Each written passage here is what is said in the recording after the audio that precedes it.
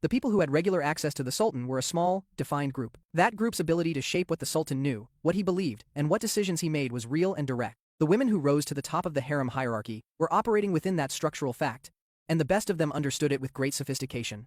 Harem Sultan is the most famous example. She arrived at the palace around 1517, probably from Ruthenia in what is now western Ukraine, and within a decade had accomplished something that had no precedent in Ottoman history. She was freed from slave status and married to the reigning Sultan Suleiman, the Magnificent, in a legal Islamic marriage. The first time a sultan had married a former concubine in Ottoman history, the marriage was so unprecedented that it generated formal commentary from ambassadors and chroniclers who could not find a framework for understanding it. Harem's letters to Suleiman survive.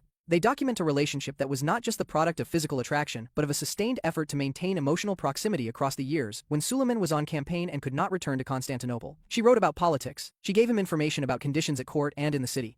She advocated for her children and against her rivals. The letters show a woman who understood her situation precisely and who used the tools available to her with consistent skill. Her greatest rival was Ibrahim Pasha, Suleiman's grand vizier and closest male friend. The two were in competition for access to the Sultan for years, and the competition ended when Ibrahim was executed in 1536, in circumstances that subsequent historians have found circumstantially connected to Hurrem's interests, though the direct evidence is limited.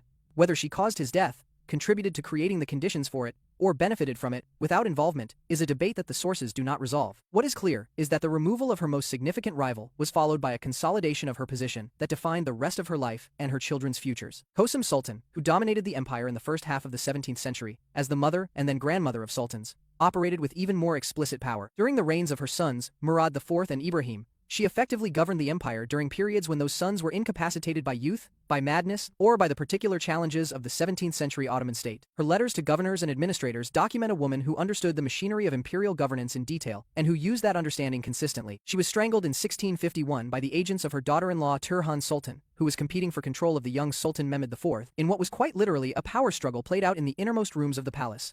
The economy of the harem. The harem was not economically passive. It was a significant financial institution with its own budget, its own administration, and its own capacity to direct resources across the empire. The Valid Sultan controlled a budget that funded not only the operation of the harem, but also religious endowments, charitable institutions, and construction projects in her name. The system of pious foundations, the vakif, was the primary mechanism through which wealthy Ottomans directed resources toward public goods, and the great women of the imperial harem were among the most prolific founders of vakifs in Ottoman history. Harem Sultan founded a mosque complex, a public bath, and a soup kitchen in Istanbul that were among the most important public buildings of her era. Kosem Sultan's foundations are similarly significant. These were not symbolic gestures. They were substantial allocations of real resources toward real institutions that served real people, and they were undertaken by women who had no formal public role in the Ottoman state, but who had the financial capacity and the political will to act as patrons of public life. The women who operated at the top of the harem hierarchy controlled significant